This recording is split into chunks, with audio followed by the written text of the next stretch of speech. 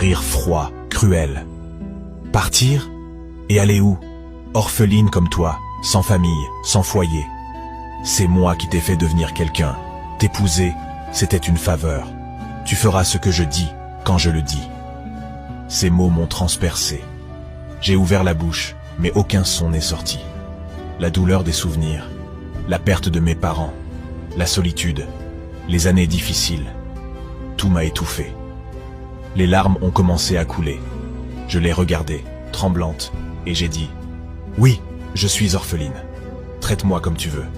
Mais si les hommes me trahissent, Dieu, lui, ne me trahira jamais. » Il m'a fixé.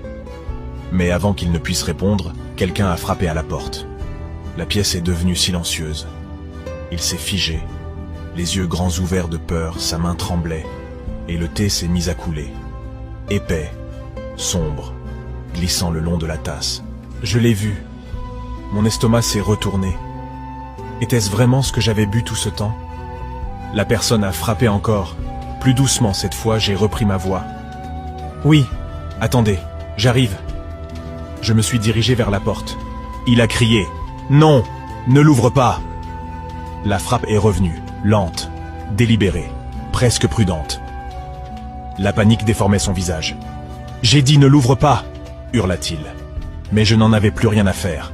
J'ai tendu la main vers la poignée quand j'ai ouvert. Je me suis figé. C'était mon oncle, l'homme qui avait rendu ma vie insupportable après la mort de mes parents. Sans les inconnus bienveillants qui m'avaient aidé, je ne sais pas où j'aurais fini. La dernière fois que je l'avais vu remontait à plus de 15 ans. Il a souri faiblement. « Jenny, comment vas-tu ? » Je vais bien.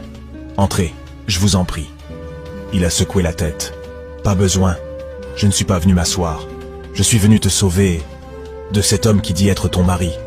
Va préparer tes affaires, on s'en va. » Je suis resté planté là, l'esprit vide. Devais-je être soulagé ou effrayé? Comment m'avait-il retrouvé? Je me suis tourné vers mon mari. Il tenait toujours la tasse, les yeux fixés sur mon oncle. Il ne disait rien. Il y avait dans son regard quelque chose que je ne comprenais pas, mais j'ai ignoré cela. Peut-être valait-il mieux partir.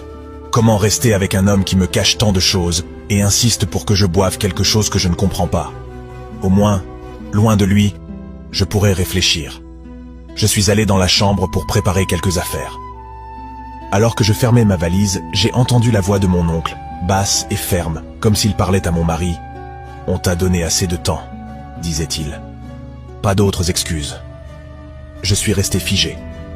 Qu'est-ce que cela voulait dire? Je suis sorti avec mon sac. « Allons-y », dit mon oncle.